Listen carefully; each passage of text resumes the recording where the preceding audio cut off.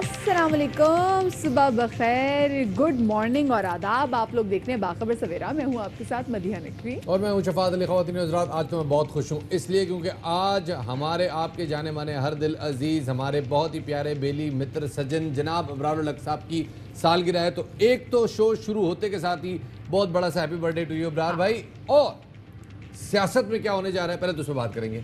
लेकिन देखिए, सियासी मौसम अभी भी बड़ा गर्म है। कल हमने देखा कि कल हाजी सादती की जो केस था सुप्रीम कोर्ट में, उसमें भी बड़ा जो वर्डिक्ट आया है वो बड़ा सख्त किस्म का वर्डिक्ट आया सुप्रीम कोर्ट की जाने से। और साथ में ठंडी ठंडी बातें भी करेंगे। मौसम आपका क्योंकि देखें ना इतना ज़बरदस्त हो रहा है बाहर। आई एम श्योर कि वो लोग जो कि कराची में रहने वाले हैं, लाहौर में रहने वाले हैं, उन तमाम तर शहरों में जो लोग रह रहे हैं जहाँ पर आज हो रही है बारिश, तो आई एम श्योर शफात के उनका सुबह उठते साथ ही मूड बहुत अच्छा हुआ होगा अगर आपका मौसम आपके मूड पर मुतासर होता है तो। जी जनाब, लाहौर, कसूर, गुजरांवाला, सरगोदा, फैसलाबाद, इस्लामाबाद, रावलपिंडी, एबटाबाद, हज़ारा डिवीज़न, पेशावर, जहाँ जहाँ बारिश हो रही है उन लोगों को हमारा कराची भी, ओ यस कराची वाले स्पेशली आप सब लोगों को जहाँ जहाँ बारिश हो रही है वहाँ पे हमारा बहुत बड़ा सलाम। लेकिन सुबह तो लड़ाई होगी, आपको पता है वेदर पे लेके। किसकी? मतलब हमारी आपस में और कोलीग्स के साथ, भाई किसी के यहाँ बारिश हो रही है, किसी के यहाँ बारिश नहीं हो रही, ये क्या बात हुई? ये तो निहायत ही नाइंसाफी है भाई। तो देखें क्या कहूँ मैं इस बारे में, लेकिन बहरहाल जो लोग अच्छे होते हैं उनके यहाँ अच्छी बारिश होती है और जो लोग ज़्यादा अच्छे होते हैं उनके यहाँ ज़्यादा अच्छी बारिश होती है। बहुत कुछ है जनाब आज के शो में डिस्कस करने के लिए, मगर सबसे पहले टॉप स्टोरीज।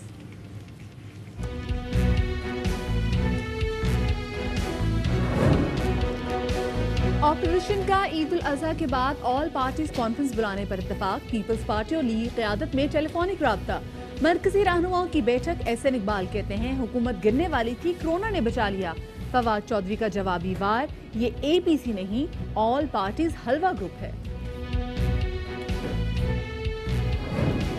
नशिस्तन गुफ्तन बर्खास्तन, लोड शेडिंग तो वही की वही है। कराची वालों को कब तक लारे दिए जाते रहेंगे? वजीर तवानाई सिंध इम्तियाज शेख कहते हैं कि के इलेक्ट्रिक को लोड शेडिंग की इजाज़त वफाक ने दी।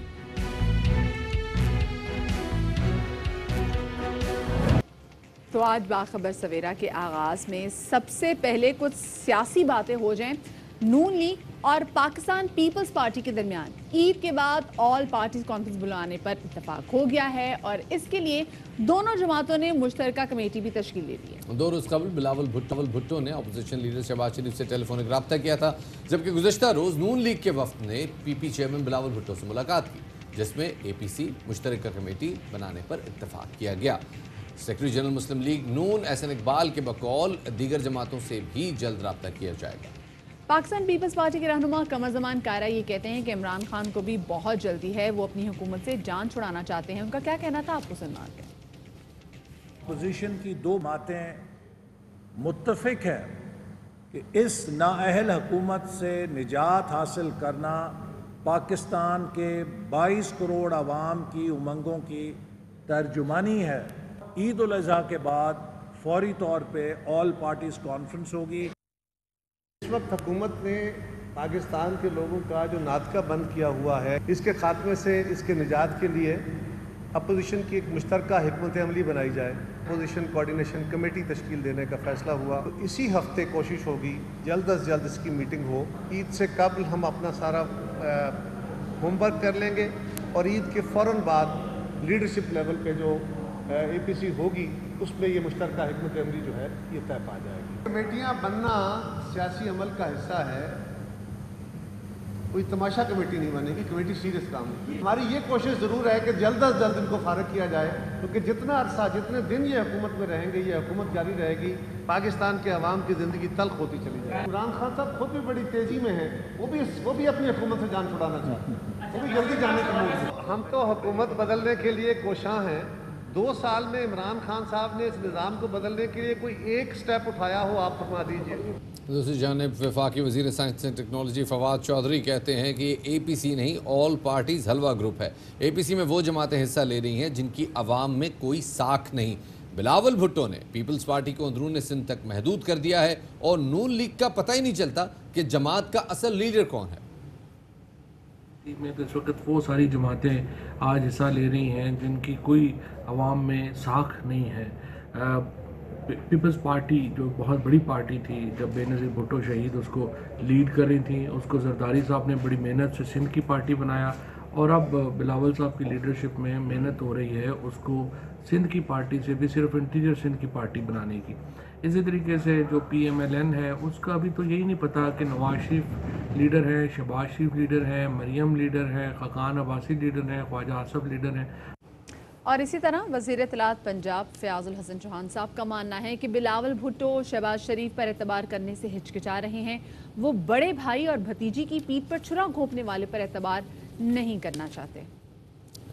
इस हवाले से बात करने के लिए हमारे साथ मौजूद हैं पीपल्स पार्टी पंजाब के सदर जनाब कमर ज़मान कायरा साहब ने शामिल गुफ्तगू करते हैं। बहुत शुक्रिया सर वक्त देने के लिए। Good morning. और अब ये बताइएगा कि APC की बात हो रही है काफ़ी अरसे से, 9 जुलाई से सुनते आ रहे हैं मौलाना फजल रहमान साहब की APC के बाद कि एक बड़ी APC होनी है और उस APC में कुछ मामला तय पाने हैं, लेकिन अब ये बताइएगा कि क्या APC के कुछ मामला हतमी तौर पे तय पा चुके हैं?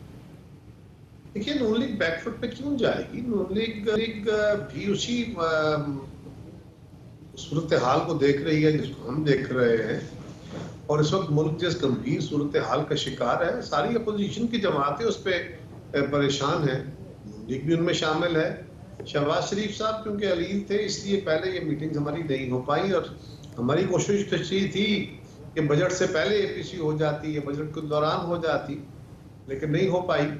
उसकी वजह बड़ी सिंपल है, और अब आज हमारी बाकायदा उनकी कमेटी तशरीफ लाई थी, और आज हमने फॉर्मली कमेटीज अनाउंस कर दी। सही। अच्छा कायरा साहब, ये कहिएगा कि इस मुलाकात में जो अपोजिशन कमेटी बनाई गई है, इस अपोजिशन कमेटी का वैसे काम क्या होगा, और क्या इस कमेटी को नून लीग की क़यादत का मुकम्मल मैंडेट हासिल है? और हमारी ये कमेटियां आपस में मिल के बाकी जमातों से मुशावरत करके एजेंडा तय करेंगी, मुस्तकबिल का लाएअमल तय करेंगी, एक ब्रॉडर जो आउटलाइन होगी उसके ऊपर फिर लीडरशिप बैठ के सारी डिस्कशन करने के बाद वो फैसला करेंगे कि हमें आइंदा क्या लाएअमल इख्तियार करना चाहिए। हमें कोई वजह नज़र नहीं आती कैसा हो। अच्छा, ये बताइएगा कि शेख रशीद साहब कहते हैं कि शहबाज शरीफ जो हैं वो उनके आदमी हैं। आपको क्या लगता है कि क्या अब नून लीग और पीपल्स पार्टी को घर भेजने के मामलात पे, पीपल्स पार्टी हुकूमत को घर भेजने के मामलात पे एक पेज पे आ चुके हैं? आपका क्या ख्याल हो सकता है कि मुस्लिम लीग के 3 बड़े सीनियर बंदे जिनमें उनके जनरल सेक्रेटरी भी शामिल हैं, वो बगैर अपनी क़यादत की मशावरत के हमारे साथ मीटिंग करने आ गए थे। उन्होंने अपनी क़यादत के बगैर मशावरत के ही कमेटी अनाउंस कर दी है, और ईद के फौरन बाद APC की अनाउंसमेंट कर दी है। कोई अखबारी बयान नहीं दिया, TV पे बैठ के प्रेस टॉक की है। ये जो शक व शुबहात पैदा किए जा रहे हैं, ये जाने की कोशिश की जा रही है, इसकी कोई वजूद नहीं है। शेख रशीद साहब फुलझड़ियाँ छोड़ते रहते हैं, उनका काम है। अच्छा कायरा साहब, ये कहेगा क्योंकि अभी ईद के बाद आपकी ऑल पार्टीज़ कॉन्फ्रेंस भी होने जा रही है, इसके अलावा फिर आपने अपने अपोजिशन की पार्टी भी बना ली, कमेटीज़ भी बना ली हैं, अवाम बहुत ज़्यादा परेशान है, और ख़ुद आपकी पार्टी भी मुस्लिम लीग नून भी, जो महंगाई बढ़ती जा रही है, जो प्रॉब्लम्स अवाम को बढ़ती जा रही है, इस हवाले से बात भी करते रहे। तो आपको क्या लगता है, क्या इन ग्राउंड्स पर या फिर किसी और ग्राउंड पर, क्योंकि आप मुसलसल ये बात करें कि हुकूमत को अब घर भेजना है, तो इसका एहतजाज जो आपने करना उसका सही तरीक़ेकार क्या हो सकता है? हमारी जो वाहिद एजेंडा है वो ये है कि सूरत हाल से निकला कैसे जाए, और इसका सबसे बड़ा शाखसाना ये हुकूमत, सबसे बड़ी रुकावट ये हुकूमत है जो काम नहीं होने देगी। इसको चलता करना चाहिए। उसका तरीकाकार क्या होगा, बाकी क्या चीजें तय करेंगे, ये कमेटी जो है ये ब्रॉडर आउटलाइन तय करेगी। बहुत बहुत शुक्रिया जी इस हवाले से आगाही फराहम करने के लिए।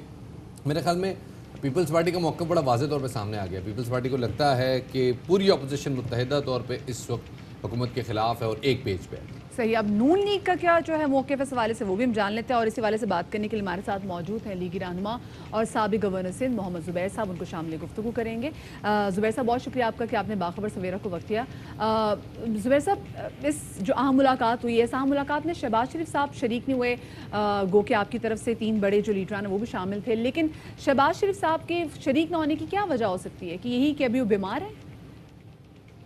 देखें, एक तो सबसे पहले शहबाज शरीफ साहब के हवाले से, शहबाज शरीफ साहब बिल्कुल इफ़ेक्टिव हैं, लेकिन उनकी अभी भी थोड़े दिन पहले भी आपको पता है कि इतलात आई थी। पहले उनको कोरोना भी हो गया था, फिर उसके बाद अभी चंद दिन पहले उनकी तबीयत ख़राब हो गई थी।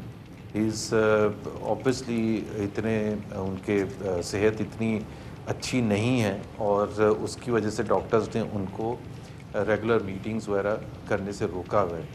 اے پی سی کا جہاں تک تعلق ہے, آج ظاہر ہے سیکرٹری جنرل جو کہ امپورٹنٹ آدمی ہیں, ایک تو ہر چیز میں کوئی ضروری نہیں ہوتا ہیڈ آف دی پارٹی شامل ہوں. سیکرٹری جنرل ان کے ساتھ سعد رفیق اور ریاض صادق شامل تھے, وہ پیپلز پارٹی کی لیڈرشپ سے ملے ہیں اور آل پارٹیز کانفرنس ہی کے حوالے سے ملے ہیں اور ان سے بات چیت کرنے کے لیے کہ کیا ہونا چاہیے اور کس قسم کا ایک ایجنڈا ہونا چاہیے, بیکاز ظاہر ہے اے پی سی کوئی ہر روز تو ہوتی نہیں ہے. اس وقت قمر زمان قاہرہ صاحب تو سر بڑے کانفیڈنٹ ہیں, وہ تو کہہ رہے ہیں جی عید کے بعد جو ہے اے پی سی یہ فیصلہ حتمی ہے, یہ فائنل ہے. آپ کو کیا لگتا ہے, آپ لوگ کو کوئی اعتراض تو نہیں ہے, کچھ ایسا تو نہیں ہو جائے گا کہ کوئی لاسٹ منٹ کوئی ایسا ڈیڈ لاک پیدا ہو جائے جس کے بعد اے پی سی نہ ہو پائے؟ بھرپور حمایت کریں گے. اے پی سی آج یہی یقین دلانے کے لیے احسن اقبال کی سربراہی میں پاکستان مسلم لیگ نواز کی لیڈرشپ وہاں گئی تھی بلاول بھٹو زرداری سے ملنے کے لیے, ان کو یہ یقین دلانے کے لیے کہ ہم اتنے ہی انٹرسٹڈ ہیں, اگر زیادہ نہیں ہیں, کہ ہم اے پی سی چاہتے ہیں اور تمام اپوزیشن جماعتیں پارلیمنٹ میں جو موجود ہیں, پارلیمنٹ سے جو باہر ہیں, وہ ایک لائحہ عمل ڈیفائن کریں اور جس پر کنسنسس ہو اور اس کے حساب سے جو پولیٹیکل اسٹریٹجی ہے اس کا تعین کیا جائے کہ تاکہ اس حکومت کی ناکامی کا ایک تو ان کو ایکسپوز کرنا پوری قوم کے سامنے, اور وہ لائحہ عمل کہ ہمارے پاس کیا جواب ہے. صرف کرٹیسائز کرنے سے تو نہیں بات ہوتی. لوگ بھی کہتے ہیں کہ جی آپ پی ٹی آئی کی حکومت کو کرٹیسائز کرتے رہتے ہیں, عمران خان کو, آپ بتائیں آپ کے پاس کیا ملک کی مسائل کا حل ہے. ایک تو بڑا ایک واضح فرق ہے, اور جو میرا خیال ہے پی ٹی آئی کے اپنے دوستوں کو میں کہتا بھی ہوں, ایک ہوتا ہے پرابلم سالونگ اپروچ اور ایک ہوتا ہے کہ جسٹیفیکیشن فار فیلئر. پی ٹی آئی کا 2 سال کا مسئلہ یہ ہو گیا ہے کہ وہ ان کو ایک عادت پڑ گئی ہے ایک چیز کی کہ وہ ریئیکٹیو موڈ میں, کرائسس ہوگا اس کو ریئیکٹ کریں گے, اور اس ریئیکٹ کرنے میں اس کو بجائے کہ فکس کرنے کے وہ اپنی رسپانسبلٹی لینے کے بجائے پچھلی حکومت پر یا پچھلی حکومتوں پر ڈال دیتے ہیں. تو جب تک آپ کا پرابلم سالونگ کی اپروچ نہیں ہوگی کہ یہ ہوا ہے, ہم نے اس کو فکس کرنا ہے, مہنگائی ہوئی ہے, لوڈ شیڈنگ ہو رہی ہے, ذخیرہ اندوزی ہو رہی ہے, اس سے قطع نظر کہ پہلی حکومت کیا کرتی تھی کیا نہیں کرتی تھی, مافیاز ہیں یا نہیں ہیں, ہمیں عوام نے یہاں بٹھایا ہے, ہم اس کا مسئلے کا حل ڈھونڈیں گے اور عوام کو جا کے باہر بتائیں گے یہ ہے اس مسئلے کا حل. اچھا زبیر صاحب, انہی کے لیے جو اپوزیشن پارٹیز ہیں وہ پہلے بھی اکٹھی ہوئی تھی, لیکن سامہ ہم نے دیکھا کہ پھر آپس میں کوئی نہ کوئی ایسی پرابلم ہوگی, ایک انٹرسٹ ان کا نہیں تھا, تو جو پارٹیز ہیں وہ ذرا پارٹ بھی ہوگی. یہ بتائے گا کہ کیا ابھی بھی جو باتیں کی جا رہی ہیں ان ہاؤس تبدیلی کی, یہ ان ہاؤس تبدیلی پر اتفاق ممکن ہے, یا یہ کہا جا سکتا ہے کہ دونوں پارٹیز جو ہیں یہ ہر لحاظ سے اب ایک ہی پیج پر ان کا یہی موٹو ہے کہ جو عوام کو جو مشکلات ہیں عوام کو ان مشکلات سے نکالنا ہے؟ دیکھیں اس میں ظاہر ہے ہمیشہ رائے ہوتی ہے اور رائے روز بدلتی بھی ہے. ود ان پیپلز پارٹی بھی رائے مختلف ہوگی, within P M L N بھی رائے مختلف ہوں گی, اور آپس میں بھی رائے ہو سکتے ہیں. بٹ ایک چیز پر اتفاق ہے, ایک تو ان ہاؤس نہیں, ہم بالکل کلیئر ہیں کہ یہ مسئلہ کوئی ایک آدمی کا نہیں ہے, عمران خان کا پوری ٹیم کا مسئلہ ہوتا ہے. جیسے عمران خان خود کہتے ہیں وہ کپتان ہے, سب سے زیادہ رسپانسبلٹی ان کی ہے, لیکن ٹیم سلیکشن تو انہوں نے کی ہے. اور ٹیم سلیکشن انہوں نے جو کیا, تو ٹیم اگر پرفارم نہیں کرے گی, ٹیم اگر ڈیلیور نہیں کرے گی اور کانسٹنٹلی فیل ہوگی, تو پوری کی پوری ٹیم کو ہی گھر جانا ہوگا نا. یہ تو نہیں ہو سکتا کہ عمران خان گھر چلے جائیں اور ان کی جگہ ایکس وائی زی آ جائیں, تو ایکس وائی زی کیا کریں گے؟ ان کے پاس تو وہی ٹیم ہے جو کہ عمران خان کے ساتھ تھی. تو ندیم بابر بھی ہوں گے اور عمر ایوب بھی ہوں گے اور فواد چودھری بھی ہوں گے, اور تمام لوگوں جنرلی وہی ہوں گے, ایک آدھ رد و بدل ہو جائے گا, اس سے کیا فرق پڑتا ہے. So P T I has failed, اس لیے نہیں کہ وہ چاہتے تھے کہ فیل ہونا, اس لیے وہ فیل ہوئے کہ ان میں کیپیسٹی نہیں تھی. بہت بہت شکریہ جی. محمد زبیر صاحب ہمارے ساتھ موجود تھے. دلچسپ بات یہ ہے انہوں نے ندیم بابر صاحب کا نام لیا. ندیم بابر صاحب بھی سابقہ ادوار میں بھی ایڈوائزر رہ چکے ہیں اور حکومتوں کو پاور کے حوالے سے اور پیٹرولیم کے حوالے سے مشاورت فراہم کرتے رہے ہیں. آگے بڑھتے ہیں جناب, اور اب بات کرتے ہیں نارووال اسپورٹس سٹی کمپلیکس کی, جو کہ ابھی فی الحال وہ پروجیکٹ جاری ہے. پی ٹی آئی کی حکومت نے اس پروجیکٹ کو جاری رکھنے کا اعلان کیا, لیکن اس کے کرپشن کیس میں مسلم لیگ نون کے رہنما احسن اقبال کے خلاف ریفرنس تیار ہو گیا اور منظوری کے لیے چیئرمین نیب کو یہ ریفرنس ارسال بھی کر دیا گیا ہے. ریفرنس میں احسن اقبال کو مرکزی ملزم نامزد کیا گیا ہے. مزید آپ جانیے اس رپورٹ میں.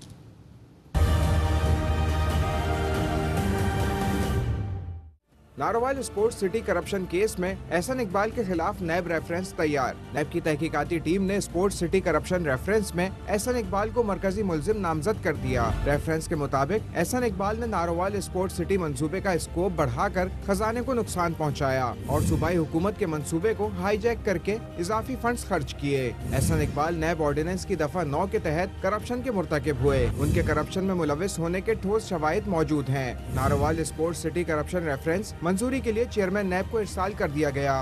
دوسری جانب آپ کو بتائیں کہ اسلام آباد ہائی کورٹ میں حکومتی مشیروں کی حیثیت کے خلاف درخواست پر کل سماعت ہوئی ہے جس میں عدالت نے وفاقی حکومت سے پھر جواب طلب کر لیا. جی جناب، اور درخواست گزار ویسے تو محسن رانجھا صاحب ہیں، لیکن خود پی ٹی آئی کی صفوں میں بھی بات آ رہی ہے. فواد چودھری صاحب نے بھی کل کہا کہ جی جو فورن نیشنل جو ہے وہ اسمبلی میں نہیں بیٹھ سکتا، وہ کابینہ میں کیسے بیٹھ سکتا ہے. تو محسن نواز رانجھا صاحب نے دلائل دیتے ہوئے کہا کہ جی قانون کے مطابق وزیر اعظم کے مشیر وفاقی کابینہ کا حصہ نہیں.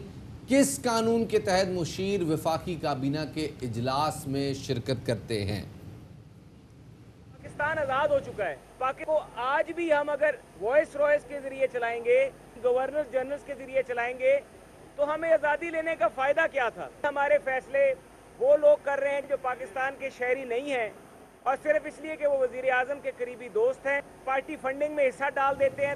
اب یہاں پر شفاعت اب واقعی بہت زیادہ ضروری ہو گیا کیونکہ اس سے پہلے جو پرانے ادوار میں وزیر اعظم عمران خان صاحب خود اپنی مختلف تقاریر میں بات کرتے رہے ہیں کہ ان لوگوں پہ کیسے ٹرسٹ کیا جا سکے جن کے جو پاکستان میں کوئی اسٹیک ہی موجود نہیں ہے. تو آپ یہاں پہ دیکھ سکتے ہیں جن کے پیسے پاکستان میں نہیں ہیں، جن کے بچے پاکستان میں نہیں. یہاں پہ ہم دیکھیں ہمارے جو کیبنٹ میں جو معاون خصوصی بیٹھے ہوئے ہیں ان کے 26 ہزار یہاں پر موجود ہے، 25 ہزار سے یہاں پہ موجود ہے. جتنی ساری پراپرٹیز ہیں وہ باہر ہیں.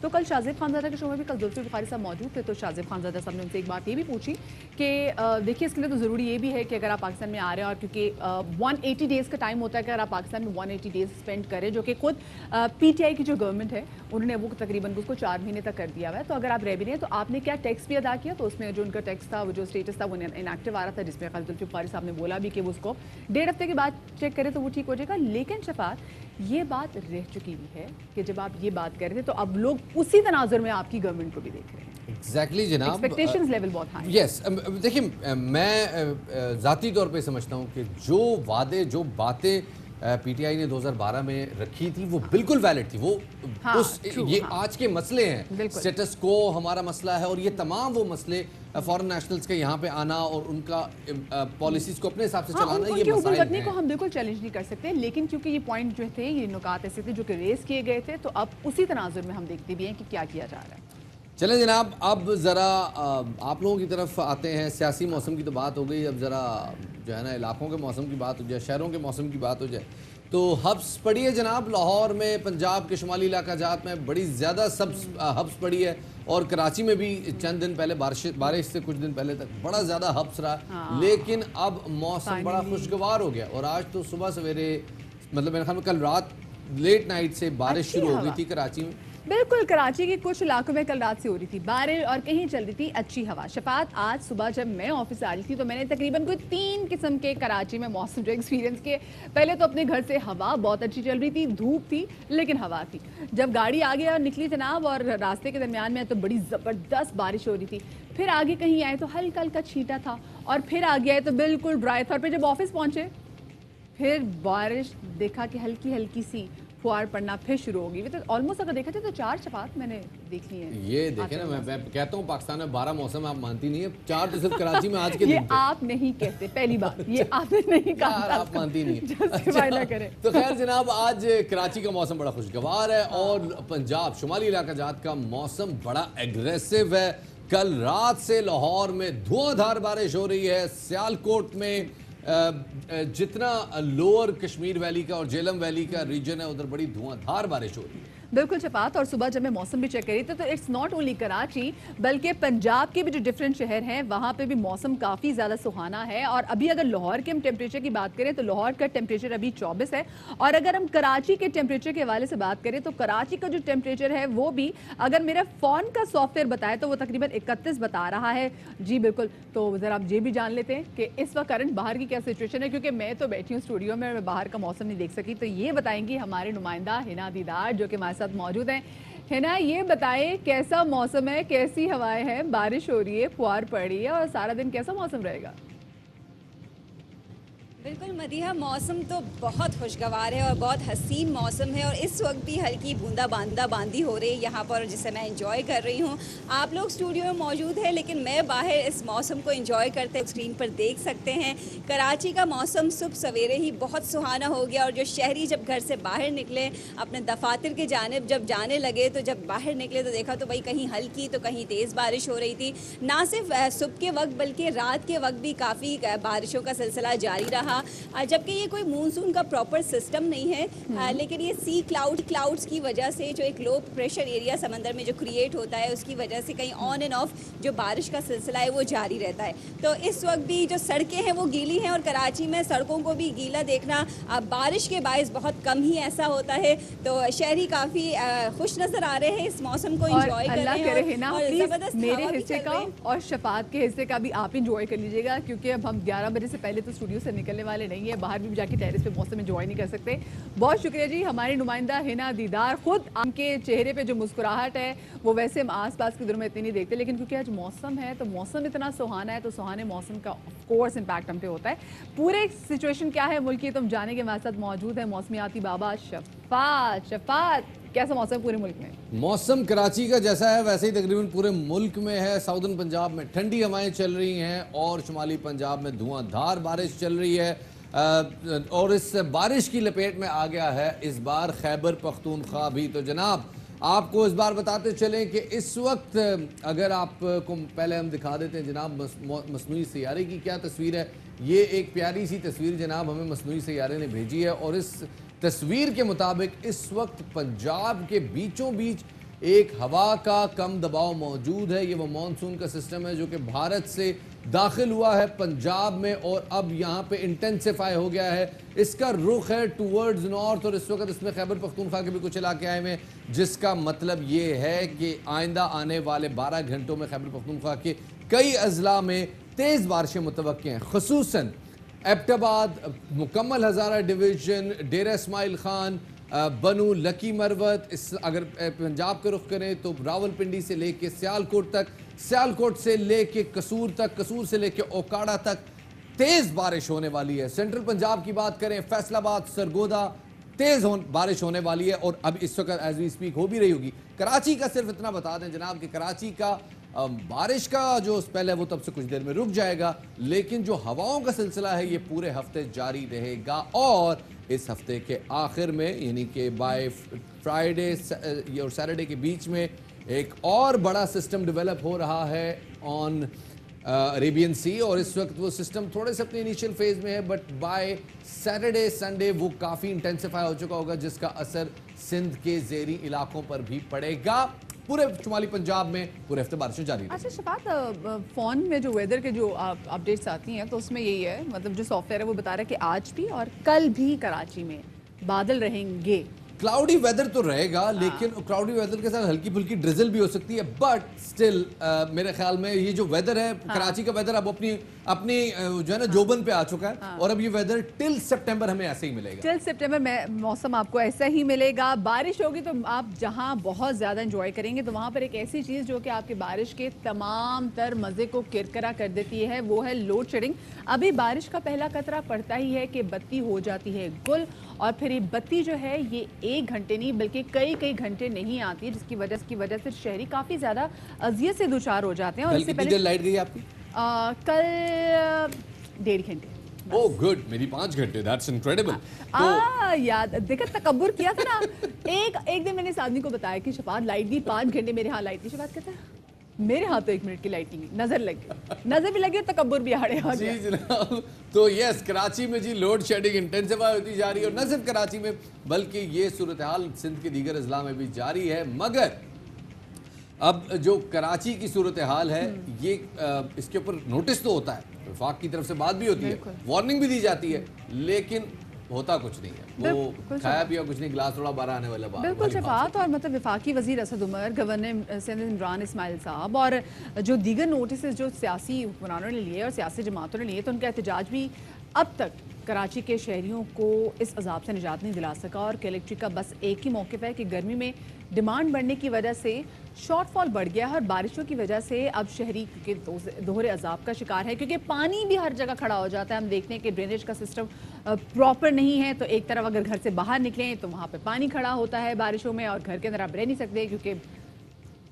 لائٹ نہیں ہوتی. ہاں جی بالکل, گھر کے اندر لائٹ نہیں ہے, گھر کے باہر جو ہے وہ دریا بہ رہا ہوتا ہے, تو اچھا خاصا مطلب انٹرٹینمنٹ ہوتی ہے, لوگ بڑا انجوائے کرتے ہیں. اور اب میرے خیال میں اب ضرورت جس طرح سے کراچی میں بارشیں بڑھتی جا رہی ہیں, وہ دن دور نہیں ہے کہ جب ہر گھر میں ایک بائک اور ایک کشتی لازمی کھڑی ہوئی. اور بالکل شفاعت, اور اذیت ایسی ہے کہ شہری جو ہیں وہ اب تجزیہ نگار بھی بنتے جا رہے ہیں.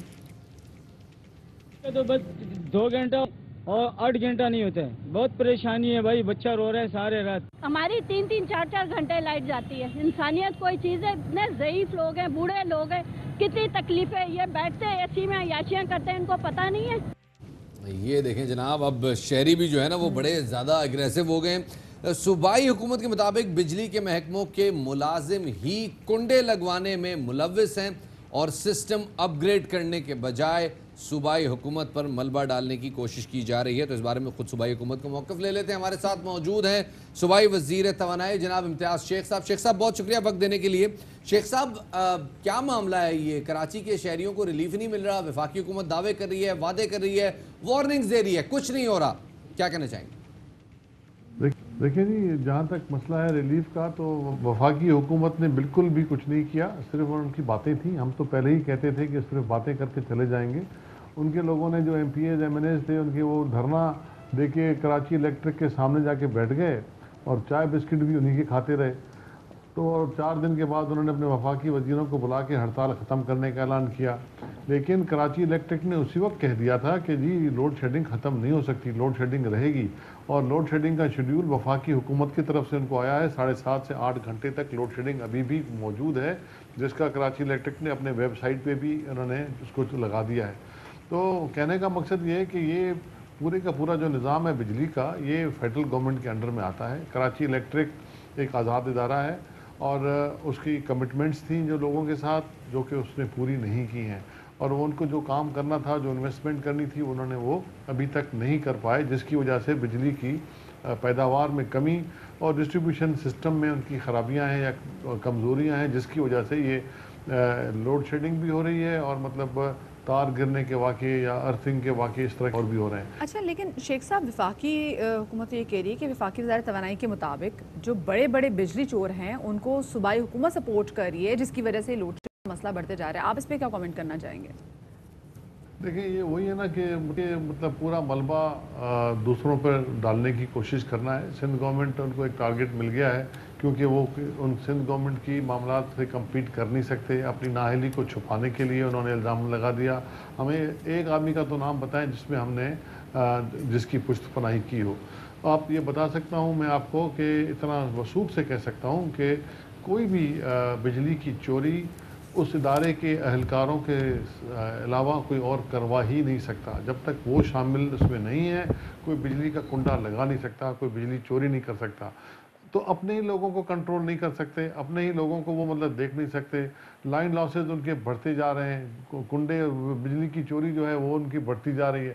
تو یہ مطلب خود کرے نا, وہ الزام سندھ حکومت پہ لگانا بڑی زیادتی کی بات ہے. میں سمجھتا ہوں کہ سندھ کے لوگوں پر انہوں نے ایک الزام لگایا ہے جس پہ مطلب ان کو سندھ کے لوگوں سے معافی مانگنی چاہیے. صاحب اس وقت یہی پرابلم ہے, لوگوں کا یہی مسئلہ ہے کہ جو آپس کی جو بلیم گیم ہے وہ ختم کی جائے, اور جو لوگوں کے مسائل پہ بات کی جائے, اور لوڈ شیڈنگ کا جتنی جلدی خاتمہ ہو سکے اتنا بہتر ہے. اور صرف خاتمہ نہیں شفاعت, بجلی سستی ہونا بھی بہت زیادہ ضروری ہے, کیونکہ بجلی مسلسل مہنگی ہوتی جا رہی ہے, یونٹس ایکسپینسو ہوتے جا رہے ہیں. تو ابھی بھی نہیں پتہ نا کہ کریں تو کیا کریں. چھوٹے سے بریک کا وقت ہو گیا, ایک بریک لیتے ہیں, بریک کے بعد دوبارہ حاضر خدمت ہوں گے. ہمارے ساتھ رہیے گا.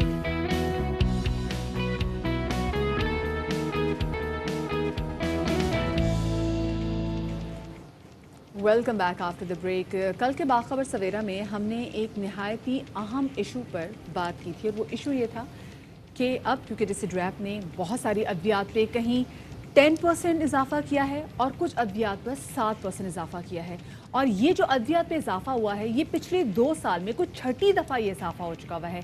आप देख रहे हैं मुल्क में बेरोज़गारी कितनी ज़्यादा बढ़ती जा रही है और एक ऐसा टाइम जहाँ पर एक पेंडेमिक से गुजरे हैं, बीमारियाँ बढ़ती जा रही हैं, उस टाइम में हम देखते हैं कि अद्वियात की कीमतों में इजाफा हो जाता है। और शफात, आप ये देखें कि मतलब हमारे मुल्क में डायबिटीज़ के पेशेंट कितने ज़्यादा हैं, और डायबिटीज़ के बाद जो सबसे ज़्यादा हमारे मुल्क में पेशेंट हैं वो हैं ब्लड प्रेशर के, और ये दोनों अद्वियात भी शफात महंगी हो गई हैं। जी जनाब, एक बड़ी नॉर्मल सी एक पेन किलर है जो आज से 3 साल पहले आज से 79 रुपीज़ की 79 रुपए की होती थी, और अब वही दवाई तकरीबन वही पत्ता तकरीबन 400 रुपए का हो चुका है।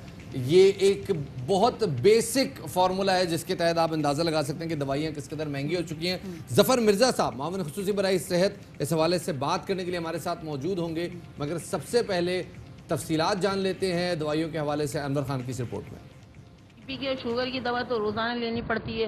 पहले ये था कि 10,000 में गुजारा हो जाता था, लेकिन अब डॉक्टर को दिखाएं, टेस्ट वगैरह करवाएं तो इतनी महंगी पड़ती है। 20 से 25,000 खर्चा चला गया। इंसान घर का खर्चा करे या दवाएं खाएं, क्योंकि दवाएं तो ज़रूरी हैं ज़िंदगी के लिए। ये दुहाई सिर्फ एक तलत परवीन की नहीं बल्कि ऐसे बहुत सारे घराने हैं जहां शुगर की दवाइयों की कीमत में इजाफे से पूरे घर का बजट मुतासिर हुआ है। बहुत मुश्किल है बेचारे, अब तो क्या है, इसके लिए 2-2 काम करने पड़ते हैं बच्चों को भी, कि एक जॉब में गुजारा नहीं होता। फिर ये औरतें भी, हम लोग भी घर में कुछ ना कुछ ऐसे सोचते रहते हैं क्या करें, इनकम कैसे बढ़ाएं, किस तरह खर्चा पूरा करें, बड़ी मुश्किलात हैं। जबकि कुर्रतुल कहती हैं पहले तो शुगर की एक हफ्ते की दवाई कलील रकम में आ जाया करती थी, लेकिन अब घर के बजट की भारी रकम। कोई ज़ईफ़ इंसान है जैसे हमारी सास हैं तो हम हफ्ते में उनकी मेडिसिन लेकर आते हैं, तो इंसुलिन हो गया और सारी मेडिसिन बीपी की भी उनकी आती है मेडिसिन, सब कुछ मिलाकर तकरीबन 5,000, 6,000, 7,000 तक की मेडिसिन आ जाती हैं। घर के खर्चे चलाने के साथ साथ ये एक्सपेंसिव मेडिसिन बढ़ती चली जा रही है मुसलसल ना। अगर ये थोड़ी सी गवर्नमेंट हमारी हेल्प करे और मेडिसिन तो कम से कम प्राइस उनके कम करे ताकि आगे कुछ बेहतरी की तरफ जा सकें। जबकि इसी घर से ताल्लुक रखने वाली वजीहा कहती हैं माशी मुश्किलात बढ़ रही हैं, ऐसे में अगर दवाई की कीमतें बढ़ जाएंगी तो गरीब कहाँ जाएगा। शुगर वगैरह भी बढ़ जाती है तो इमरजेंसी में कभी हमें हॉस्पिटल या डॉक्टर के पास लेके जाना पड़ता है, तो वो दवाइयाँ इतनी महंगी होती हैं कि अफोर्डेबल करना हमारे लिए बहुत मुश्किल हो जाता है। पहले वीकली तौर पे 10,000 रुपये की दवाइयाँ आती थी, पर अब मेडिसिन महंगी होने की वजह से कि 15,000, 16,000 रुपये पड़ जाती हैं हमें दवाइयाँ। वफाकी हुकूमत और ड्रैप कोविड-19 के दौरान अद्वियात बिलखुसूस शुगर और ब्लड प्रेशर के मरीजों के ज़ेर इस्तेमाल दवाओं की कीमतों को कंट्रोल न कर सके। पाकिस्तान भर में शुगर के लाखों मरीज योमिया करोड़ों रुपए शुगर और ब्लड प्रेशर की अद्वियात खरीदने पर मजबूर हैं। कैमरामैन अहमद फरीदी के साथ अनवर खान, ARY न्यूज़, कराची। अवाम बहुत ज़्यादा परेशान है और अवाम की इसी परेशानी के हवाले से हम बात करेंगे। मुआविन खुसूसी बराए से है डॉक्टर ज़फ़र मिर्ज़ा साहब हमारे साथ लाइन पर मौजूद है। डॉक्टर साहब बहुत आप शुक्रिया आपका कि आपने बाखबर सवेरा में ज्वाइन किया। डॉक्टर साहब ये बताइएगा, मतलब इंसुलिन, डायबिटीज़ के जो पेशेंट्स होते हैं वो, और जो ब्लड प्रेशर के जो पेशेंट्स होते हैं उनको तो दायमी अद्वियात की ज़रूरत होती है, तो मुसलसल चलते हैं। और अभी आपने सुना भी कि लोग कितने परेशान हैं कि पहले वो अद्वियात जो कि 10,000 में आती थी अब वो 15,000 में, 16,000 में आती है। डॉक्टर साहब कोई मैकेनिज़्म है जिसपे हम अद्वियात की कीमतें बढ़ा सकते हैं? 2 साल में छठी दफ़ा तो इजाफा हुआ कीमतों में। जी बहुत शुक्रिया जी। मैं आपको मुख्तसरन ज़रा तनाजुर क्लियर करना चाहता हूँ, क्योंकि ये डिस्कशन जो है ये काफ़ी मैं समझता हूँ कि इन्फॉर्म्ड नहीं है अबाउट द हिस्ट्री। ज़रूर इशू ये है कि पिछली गवर्नमेंट ने 2018 में सुप्रीम कोर्ट की इंस्ट्रक्शंस के अंदर एक ड्रग प्राइसिंग पॉलिसी बनाई थी। उस ड्रग प्राइसिंग पॉलिसी जो कि एक स्टैट्यूटरी पॉलिसी है, उसके मुताबिक हर साल जब बजट पेश हो जाता है और नई कंज्यूमर प्राइस इंडेक्स जारी हो जाती है 1 जुलाई को, तो उस इन्फ्लेशन को एडजस्ट करने के लिए जो कंपनीज हैं वो एसेंशियल मेडिसिन की 7% तक और नॉन एसेंशियल मेडिसिन की 10% तक automatically according to that policy अपनी कीमतें बढ़ा सकती थी। ये काबिले ऑब्वियसली तसल्ली बख्श पॉलिसी नहीं है, हम इसके ऊपर काम कर रहे हैं और इसे तब्दील करेंगे। लेकिन मीनवाइल ये भी हमारे लिए काबिल कबूल नहीं था कि इंडस्ट्री या कंपनीज खुद ब खुद ऑटोमेटिकली हर साल दवाइयों की कीमतें बढ़ा लिया करें। उसके लिए लास्ट कैबिनेट में हमने ये कम से कम उसके ऊपर कदगन लगाई कि अब कंपनीज ऑटोमेटिकली नहीं करेंगी, बल्कि वो हमें इन्फॉर्म करेंगी, हम उनके साथ नेगोशिएट करेंगे जहाँ ज़रूरत होगी और फिर उनको नोटिफाई करेंगे। डॉक्टर साहब, क्या वो सिर्फ आपको इन्फॉर्म करेंगी या फिर वो आपसे अप्रूवल भी लेंगी कि हमने इतनी कीमत बढ़ानी है? जब तक हम उसे नोटिफाई नहीं करेंगे वो उसकी कीमत इम्प्लीमेंट नहीं कर सकेंगे। I am very clear on this. Second ये चीज़ है जी कि बहुत इम्पोर्टेंट है, और वो ये कि हमारे यहाँ चूँकि इस वक्त जैसे आपने फरमाया अपने इंट्रोडक्शन में कि इस वक्त जो सूरत हाल है, पेंडेमिक है, हेल्थ इमरजेंसी है, लोगों को बहुत तकलीफ़ें हैं एक्सेस टू मेडिसिन और एक्सेस टू एसेंशियल ट्रीटमेंट के हवाले से। बिल्कुल आपने ठीक फरमाया। इसीलिए जब हमने ये चेंज की पॉलिसी के अंदर, तो we have assurance from the companies कि अगले 3 माह तक, बावजूद इसके कि बाय लॉ वो यकम जुलाई से बढ़ा सकते हैं, लेकिन अगले 3 माह तक वो किसी मेडिसिन की कोई प्राइस अगले 3 माह तक वो प्राइस इंक्रीज नहीं करेंगे। लेकिन जफर मिर्जा साहब, एक सजेशन ये आती है फार्मासिस्ट हल्कों की जानिब से कि अगर जेनेरिक मेडिसिन को, फार्मूला नेम्स को अगर मार्केट में ओपन सोर्स छोड़ दिया जाए, अगर ओपन छोड़ दिया जाए, तो इस तरह जो उनके जो ब्रांडेड कॉम्पिटिटर्स हैं वो अपनी प्राइसेस ऑटोमेटिकली कम कर देंगे। मिसाल के तौर पे एक डिक्लोफेनेक सॉल्ट जो होता है वो मुश्किल 1 रुपए का होता है, लेकिन जब उसकी मेडिसिन आती है तो वो मेडिसिन अच्छी खासी प्राइस की होती है। आपको नहीं लगता कि ये पॉलिसी पाकिस्तान में भी काबिल अमल होनी चाहिए जैसे इंडिया में मौजूद है? जी, मैं आपको बताऊँ कि कैबिनेट हमें इस सिलसिले में चंद माह पहले ऑलरेडी इंस्ट्रक्ट कर चुकी है कि we have to review whole of medicine pricing policy. उस सिलसिले में हम 2 चीज़ें कर रहे हैं। एक तो ये कि ओवरऑल फार्मास्यूटिकल सेक्टर के लिए एक नई पॉलिसी के ऊपर काम हो गया, जो कि तकरीबन 95% हुआ पड़ा है कि सिर्फ कोविड की वजह से हम उसे अनाउंस नहीं कर पाए।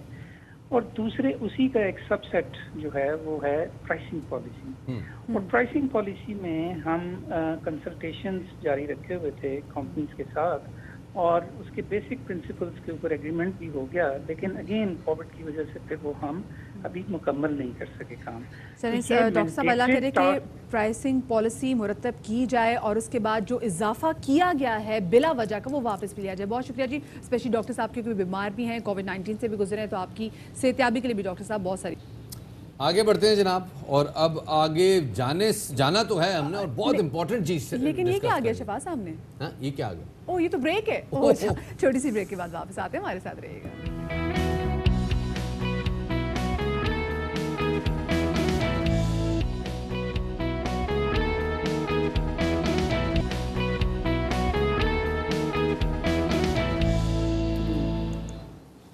ब्रेक के बाद खुशामदीद कहते हैं जनाब। बड़ी हमारी ज़बरदस्त ब्रेक गुजरी है, और क्या बताएं आपको कि हम कितने खुश हैं आज।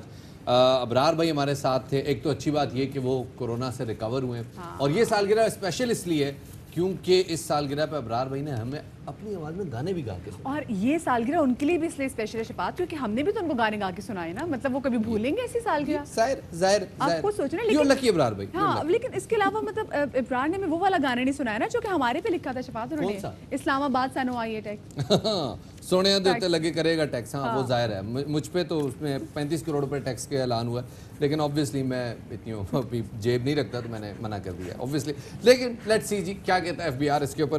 खैर जनाब, ये मजाक की बात थी, इसको आप बिल्कुल संजीदा मत लीजिएगा, ऐसा ना हो कि बाद में मेरे पीछे नोटिस भेजते फिरें। लेकिन हमारे पास बहुत कुछ है जी आपके साथ शेयर करने के लिए। वो क्या है जी? सबसे पहले टॉप स्टोरीज।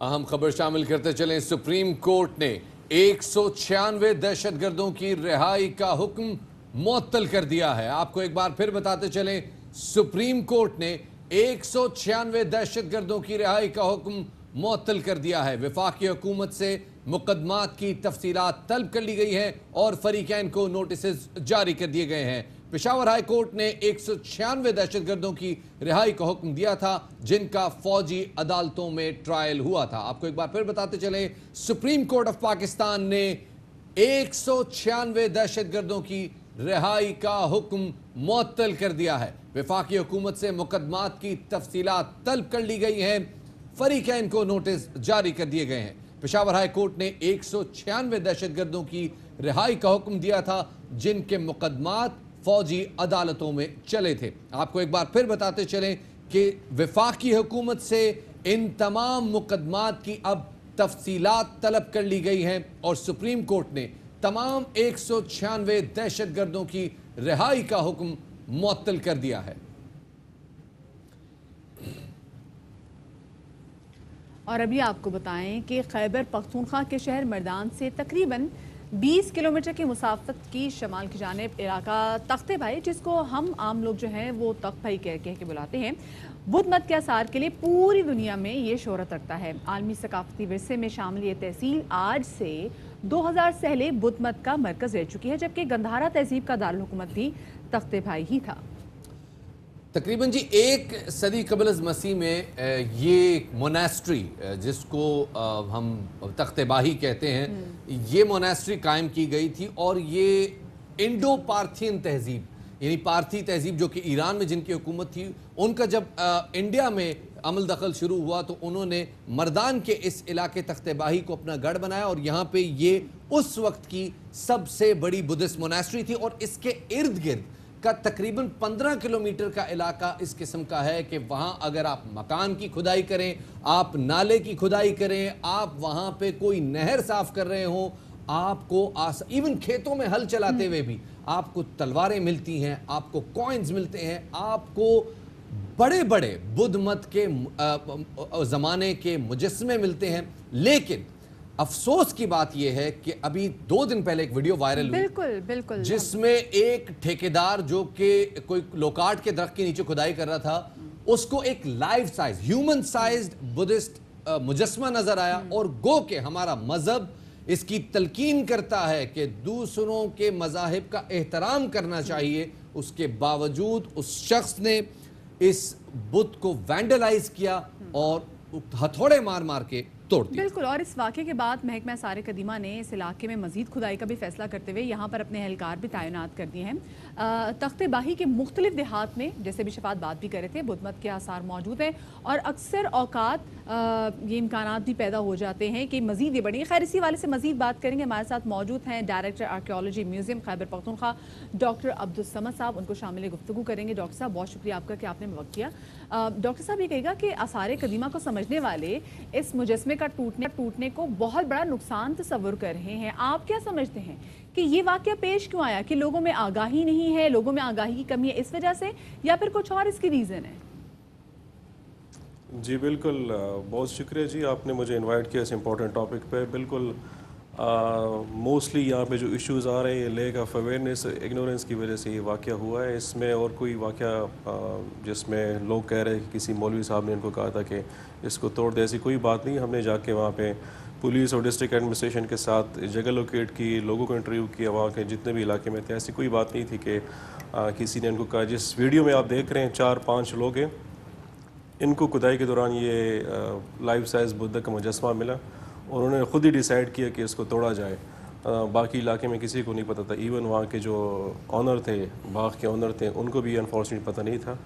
तो वीडियो वायरल होने के तकरीबन 2 घंटे के बाद हमने इस जगह को लोकेट किया है और जो कंसर्न लोग थे उसमें उनको अरेस्ट किया और जगह को हमने कॉर्डन ऑफ कर लिया। अच्छा डॉक्टर साहब, अब आगे आप लोग क्या प्लान करें कि क्योंकि ये इलाका ऐसा है कि यहाँ पर आप मकान की खुदाई करने के लिए भी जाएँ या किसी भी दूसरी चीज़ के लिए, अगर कोई भी चीज़ आप खोदें तो नीचे से आपको आसार कदीमा के आसार ज़रूर नज़र आते हैं, ऐसे मुजस्समे ज़रूर मिलते हैं। तो इनको प्रिजर्व करने के लिए फिर आप लोगों ने अब क्या पॉलिसी बनाई है? इस तरह है कि जी ये खैबर पख्तूनख्वा दुनिया में एक यूनिक हैसियत रखता है आर्कियोलॉजिकल पॉइंट ऑफ व्यू से। यहाँ में हर शहर, हर तहसील, इवन हर गांव में आपको ऐसे आर्कियोलॉजिकल साइट्स मिलेंगे। सिर्फ हमारी डॉक्यूमेंटेड जो हमारे पास लिस्ट मौजूद है उसमें 6000 के करीब आसार कदीमा के साइट्स हैं। तो ये सिर्फ मेरे ख्याल से गवर्नमेंट की रिस्पॉन्सिबिलिटी नहीं होती कि आर्कियोलॉजिकल साइट्स की प्रोटेक्शन करे, कम्युनिटी की इन्वॉल्वमेंट इसमें मस्ट है। आपका मीडिया का बहुत इसमें अहम रोल होता है लोगों में अवेयरनेस स्प्रेड करने के लिए। तो मैं सिंपली मिसाल दूंगा आपको कि 6000 साइट्स है, 6000 साइट्स पे गवर्नमेंट चौकीदार नहीं रख सकती, फिर उसकी सुपरविजन या उसकी कंजर्वेशन पॉसिबल नहीं होता। तो कम्युनिटी को ऑन बोर्ड लेना, उनको बताना कि ये हमारे आने वाले नस्लों के लिए एक सबक है। दुनिया आती है यहाँ पे, डिफरेंट सिविलाइजेशंस गुजरे यहाँ पे, हमने दुनिया को कंट्रीब्यूट किया है। मजहबी रवादारी, जो रिलीजियस हारमोनी का जो कॉन्सेप्ट है وہ دنیا میں یہاں سے شروع ہوا، خیبر پختونخوا سے. تو ابھی آپ نے دیکھا ہوگا کرونا سے پہلے جو گورنمنٹ نے ایک سٹیپ اٹھایا تھا، فیڈرل پروونشل گورنمنٹ نے، جس میں ریلیجیس ٹورزم ہم پروموٹ کر رہے تھے.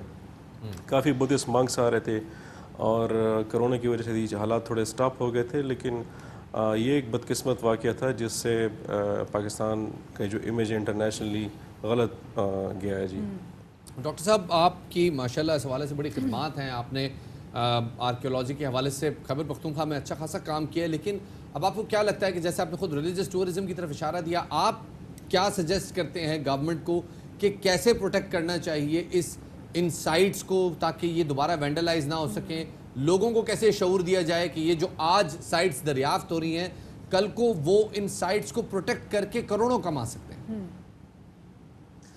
جی بالکل، گورنمنٹ کے لیول پہ ہم تو ایک سٹیپ اٹھا رہے ہیں. ہمارا انٹیکویٹیز ایکٹ ہے 2016 کے نام سے، جو پاکستان میں نہیں پورے ساؤتھ ایشیا میں ایک بہت ہی کمپریہنسو قسم کا ڈاکومنٹ ہے. اس کی امپلیمنٹیشن جو ہے ڈسٹرکٹ ایڈمنسٹریشن اور پولیس اس کے ذریعے بہت ضروری ہے، اور پلس آپ کا میڈیا کا جو رول ہے. ہم نے ڈیفرنٹ کمپینز شروع کی ہوئے ہیں سوشل میڈیا کے ذریعے یا ہیریٹیج اویئرنیس پروگرام شروع کیے ہوئے ہیں تاکہ لوگوں پہ اویئرنیس پیدا ہو، اس چیز کی امپورٹنس پتہ چلے. کچھ سال پہلے ہم نے ایک سروے کیا تھا جس میں انفارچونیٹلی 98% لوگوں کو نہیں پتہ تھا کہ واٹ از ہیریٹیج، آرکیالوجی کیا ہے، میوزیم کی کیا امپورٹنس ہے. صرف 2% لوگ ایسے تھے جس کو پتہ تھا. اس کے بعد ہم نے ڈفرینٹ ڈراسٹک سٹیپس اٹھائے. ایکٹیویٹیز ابھی بھی ہم کر رہے ہیں. ڈفرینٹ اویئرنیس کمپینز ہیں، سوشل میڈیا، ویڈیو ڈاکومنٹریز، مختلف ولاگرز نیشنل انٹرنیشنل کو بلا کے ذرا اس کی جو بدھسٹ منکس یہاں پہ آ رہے ہیں اس کی ہم پراپرلی تشہیر کر رہے ہیں میڈیا کے ذریعے تاکہ لوگوں کو پتہ چلے کہ اس چیز کی امپورٹنس کیا ہے. تو کافی فرق پڑا ہے. جی لیکن اکا دکا ایسے واقعات جو ریموٹ ایریاز میں ہوتے ہیں تو اس کی بھی کوشش کر رہے ہیں کہ ایسا نہ ہو. بالکل جی، کوشش تو کی جانی چاہیے. اور واقعی یہ سائٹس خیبر پختونخوا میں اگر ریلیجیس ٹورزم یہاں شروع ہوتا ہے، بدھ مت کی یہ تیسری مقدس ترین سائٹ ہے اگر اس کو ری انسٹیٹ کیا جائے. بہت شکریہ سر ہمیں وقت دینے کے لیے. ہمارے ساتھ ڈاکٹر عبدالصمد صاحب موجود تھے جو بتا رہے تھے تختِ باہی کے حوالے سے. آگے بڑھتے ہیں اور ذرا بات کرتے ہیں لاہور کی. ہم نے اکثر اپنے ایسے بہت سارے دوست جو کہ کراچی سے لاہور میں جاتے تھے، اور جب ہم ان سے پوچھتے تھے یا کسی بھی دوسرے شہر سے اسپیسیفک کیونکہ کراچی میں جب کرائم ریٹ بہت زیادہ تھا، وہ لاہور جاتے تھے تو ایک چیز وہ سب سے زیادہ انجوائے کرتے تھے. گیس کریں وہ چیز کیا ہوگی؟ پیس، امن. وہ کہتے تھے کہ جناب ہم سڑکوں پہ بڑے آرام سے آزادانہ طور پر فون جو ہے وہ استعمال کر سکتے تھے، کیونکہ وہ کہتے تھے کہ یہی لوگ کراچی میں 2 فون رکھتے تھے کہ جی جو مگنگ کے لیے جو آئے گا اس کو اپنا ذرا پرانا فون دے دیں گے اور جو دوسرے والا فون ہے سنبھال کے رکھیں گے. تو یہ ہوتا رہا. لاہور میں یہ چیز بڑی انجوائے کرتے تھے کہ جی بڑے آزادانہ طور پر واک کر سکتے ہیں اس خوف کے بغیر کہ کہیں ہم سے مگنگ کا کوئی ایسا واقعہ نہ ہو جائے. لیکن اب شفاعت، لاہور میں بھی ہم نے دیکھا ہے کہ پچھلے کئی مہینوں سے یہ مگنگ کے واقعات جو ہیں وہ کافی زیادہ بڑھتے جا رہے ہیں. جی جناب، اور اس کی وجہ کوئی بھی ہو، لیکن بہرحال اب چونکہ بے روزگاری ہے، مہنگائی ہے، ظاہر ہے یہ واقعات بڑی تیزی سے بڑھ رہے ہیں. اس حوالے سے ہم نے ایک رپورٹ بھی تیار کی ہے. لاہور کی اس سچویشن پہ ہمیں جوائن کریں گے، لاہور سے ہمارے نمائندہ خصوصی نعیم حنیف صاحب جوائن کریں گے، اور ساتھ میں ہمارے ساتھ موجود ہیں DIG آپریشن پنجاب سہیل سکھیرا صاحب. ان کو بھی ہم شامل گفتگو کریں گے. لیکن سب سے پہلے ہم اپنے نمائندہ خصوصی نعیم حنیف سے یہ سوال پوچھنا چاہیں گے. نعیم، آپ ہمیں جو سن پا رہے تو یہ بتائے گا کہ یہ کون کون سے علاقے ہیں جہاں پر یہ چینا جھپٹی کے جو واقعات ہیں یہ بڑھتے جا رہے ہیں، مگنگ کے واقعات ہیں جو بڑھتے جا رہے ہیں؟ جی مدیہ، یہ جو فگرز ہیں وہ تو میں 4 صفحے بھی لے کے بیٹھوں گا اور شروع کر دوں گا. اتنی ڈکیتیاں ہوئی، اتنی چوریاں ہوئیں. چونکہ باخبر سویرا میں مسائل کے حل کی بات کی جاتی ہے تو میں بھی مسائل کے حل کی طرف ہی جاتا ہوں. ٹائم ضائع کیے بغیر یہاں پہ بدقسمتی سے جو پولیس ہے بالکل ناکام ہو چکی ہے. یہاں پہ ابھی تک 5 IG تبدیل کیے جا چکے ہیں پچھلے 2 سال کے اندر. ابھی تک یہ فیصلہ ہی نہیں ہو پا رہا کہ پنجاب پولیس کو لیڈ کرنے کے لیے کمپیٹنٹ جو ہے آفیسر کون ہے، کون جو ہے سپاہ سالار بنے گا اور کون امن لوٹائے گا. لاہوریوں کا یہ وہی لاہور ہے.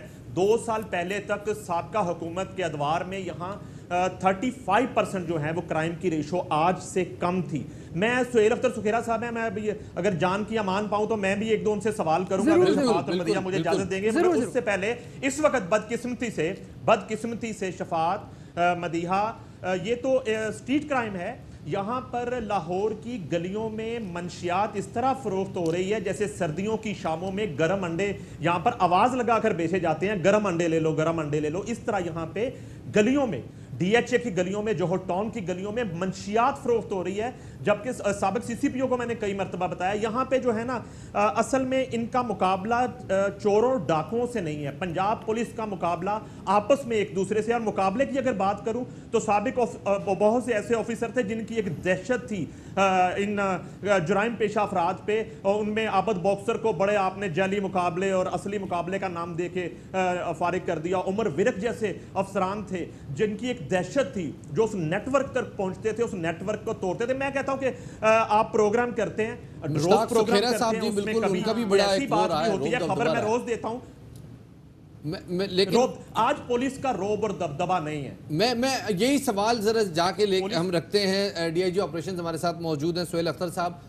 सुहेल साहब, जो बात है कि जी लाहौर में क्राइम रेट बढ़ने की वजह यह है कि अब पुलिस का डर नहीं है, आप इस तासुर को से एग्री करते हैं, नफी करते हैं? आपका वर्जन जानना चाहेंगे। जी बिस्मिल्लाहिर्रहमानिर्रहीम। सबसे पहले तो मैं आपका बहुत शुक्रगुजार हूँ कि आपने हमें मौका दिया आके आपके प्रोग्राम में आके मैं अपने व्यूज़ दे सकूं इस बारे में। तो भाई ये बस ऑन अ लाइटर टोन, अगर पुलिस का दबदबा ख़राब हुआ है, पुलिस की रेपुटेशन ख़राब हुई है, तो उसमें हमारे दोस्तों का, भाइयों का भी बहुत बड़ा हिस्सा है जो अभी हम आपस में गुफ्तगू कर रहे हैं। मीडिया में आप पुलिस को रिडिकुलेट करते हैं, पुलिस को आप जोकर्स की शक्ल में दिखाते हैं, पुलिस के इंस्पेक्टर की वर्दी पहना के आप उसे डांस करवाते हैं। आप इस किस्म की अगर बजाय इसके कि उनको आप प्रमोट करें, हम नहीं कहते हम फरिश्ते हैं, हम में बेशुमार गलतियां हैं, हम में बेशुमार कुताहियां हैं, हम में बेशुमार लैक्सिटीज़ हैं, लेकिन सर ये कौन कराता है जोकर की वर्दी बनाकर डांस, और कौन हमने तो कल ही ट्रिब्यूट पेश किया। कल तो हमारे साथ डॉक्टर इरफान साहब मौजूद थे जो कि SP हैं, और साथ में उन्होंने PhD कंप्लीट कर लिया, तो हमने तो उनको ट्रिब्यूट पेश किया कि वो हमारे हीरो हैं। मेरी बहन, वी आर सो ग्रेटफुल, हम मीडिया के बड़े शुक्रगुजार हैं कि उन्होंने हमें कोविड में भी बड़ी हमारी हौसला अफजाई की, हमें इनकरेज किया। और आप यकीन करें कि पुलिस की नौकरी ऐसी है कि लोग जान देते हैं, सड़कों पे बच्चों को छोड़ते हैं, ईद पे जब सारी दुनिया इकट्ठी हो रही होती है, शादियों में लोग इकट्ठे हो रहे होते हैं, जो गज़टेड हॉलीडेज़ हैं, लोग अपनी फैमिलीज़ के साथ होते हैं, बच्चों के साथ ईद की नमाजें पढ़ने जाते हैं, और हम मसाजिद के सामने खड़े होते हैं। बिल्कुल इस बात से तो बिल्कुल इनकार ही नहीं है कि वो तमाम तर टाइम जहाँ पर जब लोग मसाजिद में नमाज अदा कर रहे होते हैं, नमाज ईद अदा कर रहे होते हैं, तो बाहर वही हमारे सिक्योरिटी में जो पुलिस एहलकार है वो सिक्योरिटी में मामूर होते हैं। लेकिन सुखैरा साहब, अब यहाँ पर मसला बन गया है कि लाहौर में जिस चीज़ की मिसालें दी जाती थी, जैसे अच्छे काम को सराहते हैं, तो जहाँ पर हमें लगेगा कि लैक करें तो हम उसकी निशानदेही भी करेंगे, और लाहौर की पुलिस की मिसाल दी जाती थी। लेकिन अभी देखें लाहौर में जो स्ट्रीट क्राइम्स की जो वारदातें बढ़ती जा रही हैं, और पिछले 6 महीने में 17 गुना इजाफा हुआ है, तो सुखैरा साहब फिर आपको क्या लगता है इसकी क्या वजह है? क्योंकि वो जैसे नईम हनीफ पे कह रहे हैं ना कि मुनशियात फरोशी में भी बहुत ज़्यादा इजाफा हो गया है।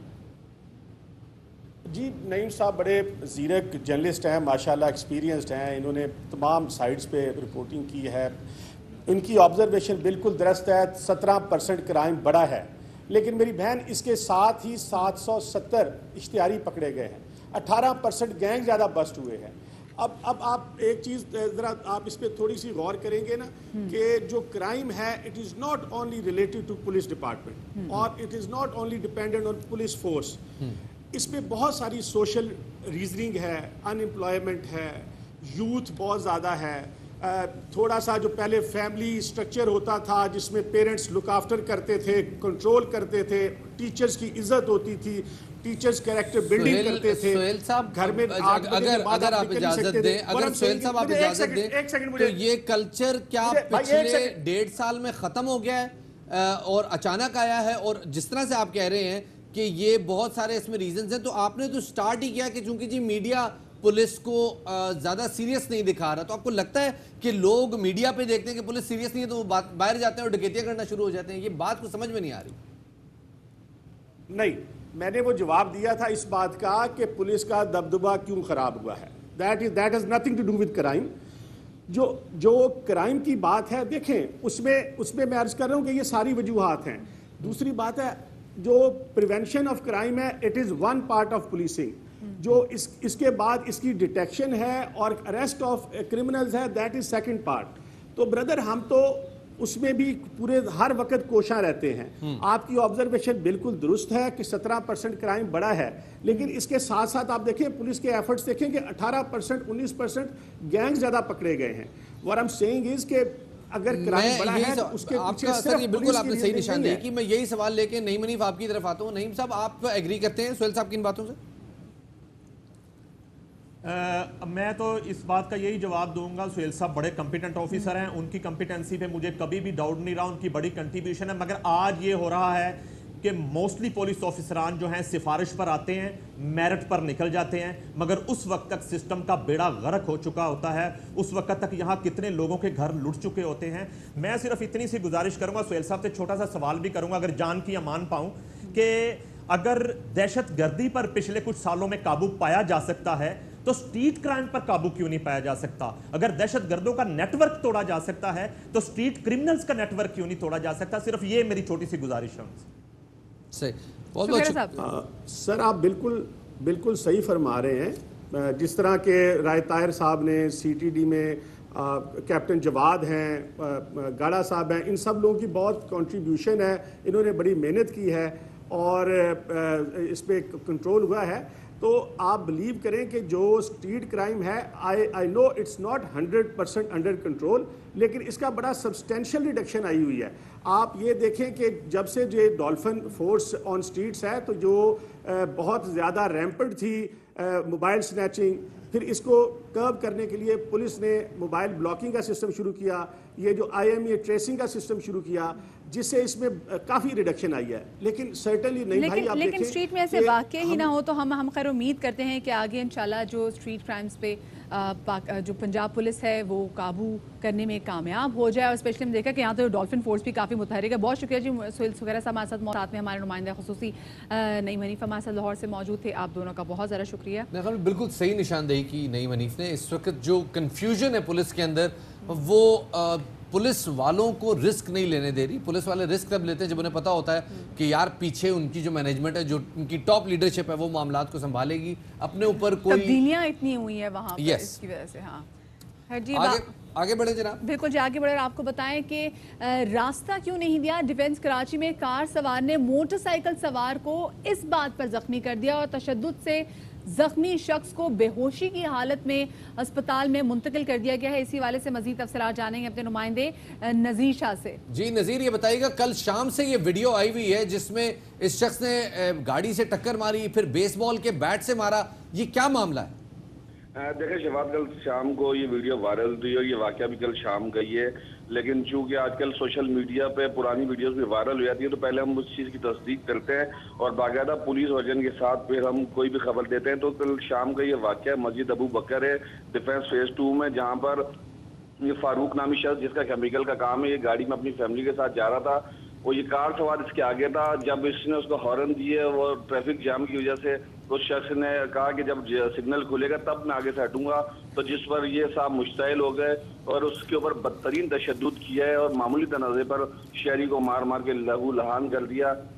उधर मौजूद एक शहरी ने डिफेंस पुलिस को जैसे इतला दी तो डिफेंस पुलिस की मोबाइल वहां पर पहुंची और इस वीडियो में देखा जा सकता है कि किस तरह एक मोटरसाइकिल जमीन पर पड़ी है, दूसरी जानिब शहरी लहू लहान देखा जा सकता है और कार सवार ने इस मोटरसाइकिल अब हालत कैसी है नज़ीर? ये जो शख्स जख्मी हुआ था इसकी हालत कैसी है? देखें, इसकी हालत तशवीशनाक है क्योंकि ये कल शाम को जब बेहोश हुआ था तो पुलिस के मुताबिक ये अब से कुछ देर कबल तक यानी कि तकरीबन 7-8 बजे तक ये बेहोश रहा है। रात भर इसका ट्रीटमेंट चलता रहा है। बेहोशी की हालत में इसको मुंतकिल किया गया था। शहरियों ने मोटरसाइकिलें आगे लगाकर कार सवार को भागने का मौका नहीं दिया और जैसे ही पुलिस एहलकार वहाँ पर डिफेंस थाने के पहुंचे तो उनके हवाले किया है और इसका यही कहना है कि इस शख्स को मैंने आगे से हटने का कहा, ये हटा नहीं बल्कि इसने मुझसे गालम गलोच की और तलख कलामी के बाद बेसबॉल का डंडा इतना मजबूत डंडा होता है कि ये इंसान तो इस पे इंतहाई अफसोसनाक ये वाकया है। ये बेसबॉल जिस डंडे की आप बात करें जिसे मार मार के उन्होंने शहर का बुरा हाल कर दिया, वो आप फुटेज में देख भी सकते हैं। आपके सामने वो डंडा भी जिसे बुरे तरीके से मारा गया है। वहाँ के जो लोग मौजूद थे उन्होंने कार सवार को एटलीस्ट नज़ीर ये भी बताइएगा, इसको जो शहरी को गिरफ्तार किया गया है कुछ पता चला है कि इस पे दफात कौन सी लगी है? देखिए शफात, इसको फिलहाल दफा 54 के तहत पुलिस जो है 54 सेक्शन के तहत किसी भी शख्स को 24 घंटे हिरासत में रख सकती है, लेकिन बाकायदा इसको गिरफ्तार उस वक्त किया जाएगा जब जो शहरी इस वक्त बेहोश है अस्पताल में और इंतहाई तशवीशनाक हालत में, जब उसके अहले खाना या उस जख्मी शख्स की जानिब से मुकदमा दर्ज कराया जाएगा, क्योंकि झगड़े और इस तरह के मामलात में कभी कभार ऐसा भी हो जाता है कि दोनों पार्टियों में राजीनामा सुलह हो जाती है। तो नज़ीर अपने फुटेज में देख रहे हैं जिस शख्स के सर पे बेसबॉल से बार बार वार किया गया है वो बिल्कुल बेसुध पड़ा हुआ है और भी अस्पताल में भी वो बेहोशी की हालत में। बहुत शुक्रिया, नज़ीर शाह हमारे साथ मौजूद थे। लेकिन शफात, अगर ये शख्स होश में नहीं आता क्योंकि हालत उनकी तशवीशनाक है, तो मेरे ख्याल से स्टेट की मुद्दत में ये मुकदमा एग्जैक्टली इक़दाम कत्ल जरूर होना चाहिए कि इतनी आपको एकदम क्या टेंशन है, इतनी आपको कहीं पहुंचने की क्या जल्दी है कि किसी ने अगर आपको रास्ता नहीं दे रहा तो आप रास्ता क्यों नहीं दे रहे, तो उस पर आप उससे गालम गलोच करें। और गालम गलोच में भी बात नहीं रुकती, इसके बाद आप बेसबॉल के डंडे से उसको ऐसा मारें कि वो शख्स हमारे सामने अभी बिल्कुल बेसुध पड़ा हुआ था और उसको उठा के अस्पताल भी लेके गए। हमारी दुआ है कि अल्लाह करे ये सेहतियाब हो और ठीक हो जाए। वज़ीर आज़म इमरान खान साहब अक्सर कहते हैं कि अगर ये चाइना जैसा इख्तियार होता तो मैं ये, वो अपने बारे में बताते हैं, लेकिन काश कि ये शख्स ये हरकत कभी चाइना में करता तो उसको पता चल जाता कि क्या करती है स्टेट इसके साथ। छोटा सा ब्रेक लेते हैं।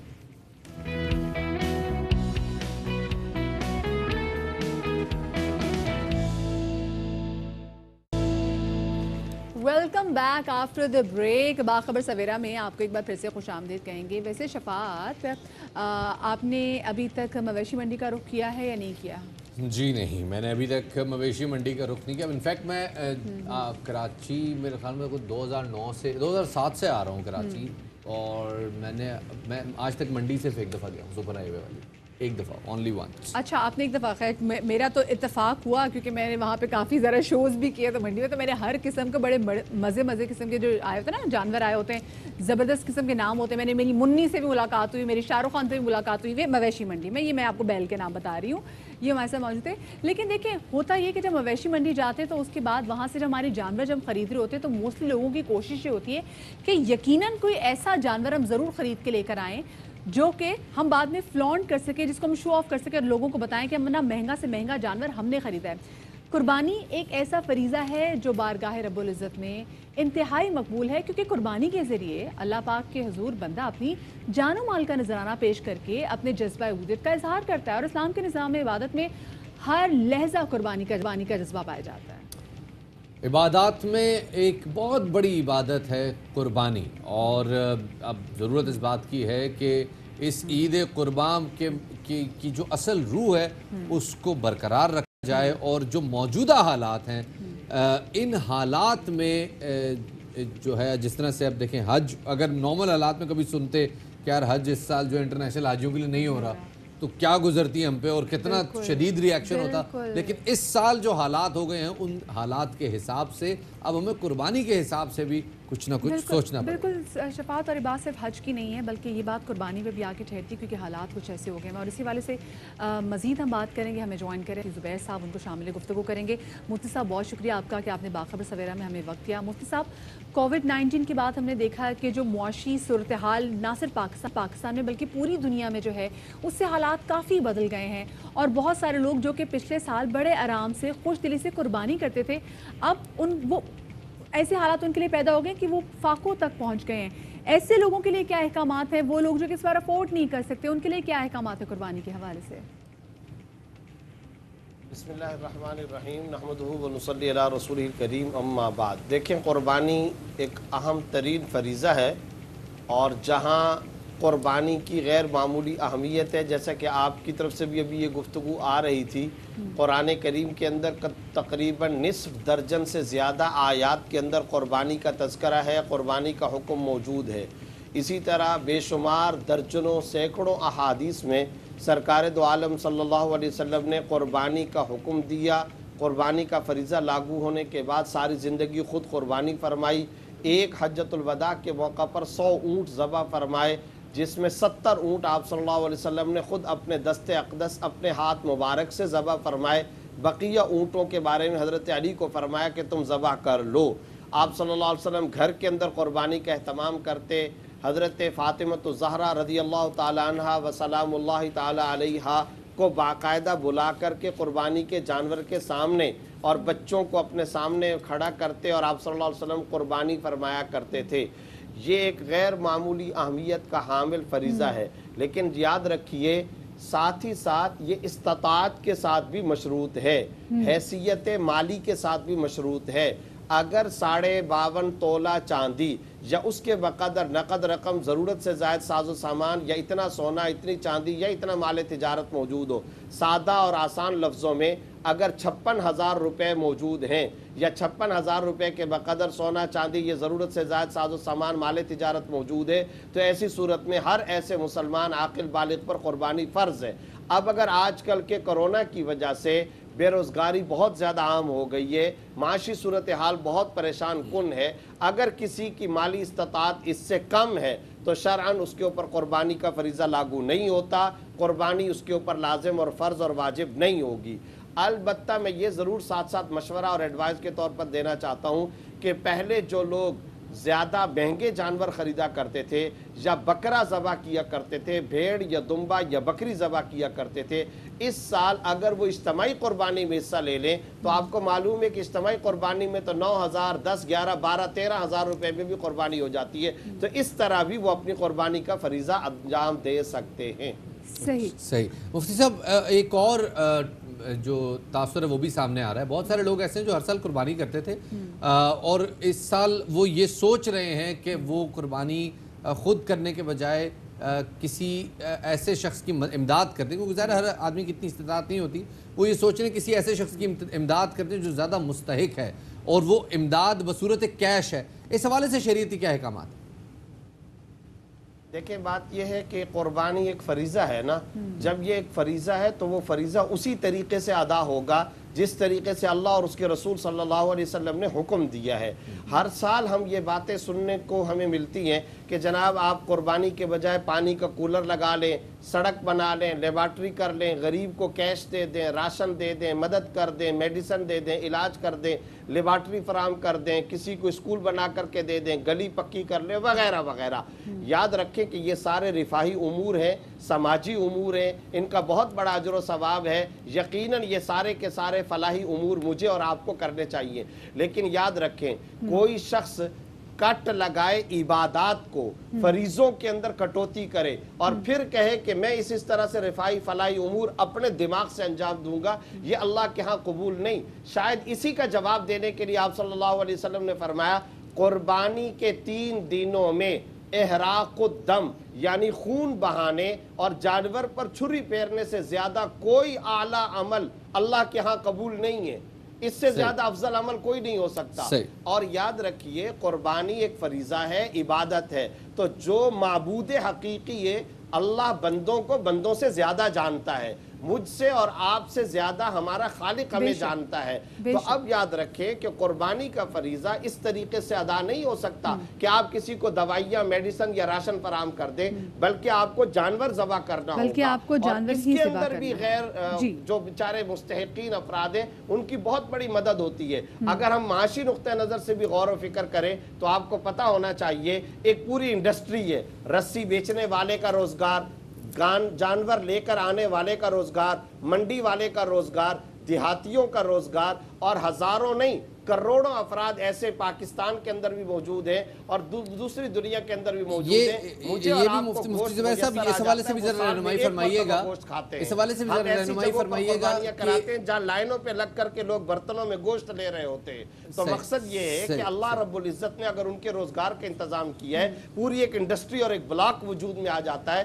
بے شمار لوگوں بالکل جی، پوری ایک انڈسٹری اور وہ ساری انڈسٹری کا ایک سائیکل چلتا ہے، تب جا کے یہ کے معاملات طے ہوتے ہیں۔ بہت شکریہ جی مفتی زبیر صاحب ہمیں اس حوالے سے آگاہی فراہم کر رہے تھے۔